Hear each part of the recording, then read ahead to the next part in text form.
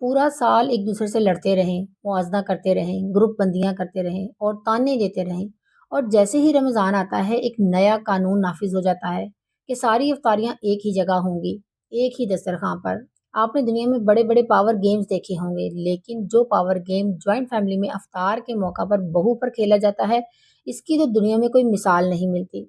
अब बेचारी बहू इबादत और नमाज की लज्जत कुर्बान करके सारा दिन खपती रहती है इस लंबे चौड़े दस्तरखान से फारिग होने के लिए। और इफ्तार का इतना कीमती वक़्त, दुआ का वक़्त, एक ही दस्तरखान, इतना शोर, हर तरफ हलचल, बच्चे रो रहे हैं, कोई फरमाइशें कर रहा है, और फिर इफ्तार के आइटम्स पर जैसे मास्टर शेफ का कोई प्रोग्राम चल रहा हो। बड़ी के पकोड़े तो बहुत मज़ेदार थे, लेकिन छोटी की चाट का मज़ा नहीं आया। बड़ी के बच्चों ने तो बहुत शोर मचाया और सबने खाया, लेकिन छोटी के बच्चे तो भूखे ही रह गए।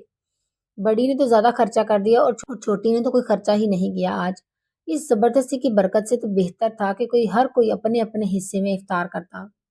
दिल चाहे तो इफ्तार बना लेता, दिल चाहे तो सिर्फ खजूर से रोज़ा खोल लेता, और सब अपनी मर्ज़ी से बड़े दिल के साथ सवाब और बरकत की नीयत से एक शानदार इफ्तार पार्टी भी रख लेते। क्या आप मेरी इस राय से इत्तेफ़ाक करते हैं कि बरकत ज़बरदस्ती से इफ्तार की ड्यूटियाँ करने में नहीं, बल्कि पूरा साल एक-दूसरे को इज़्ज़त और एहतराम देने में है?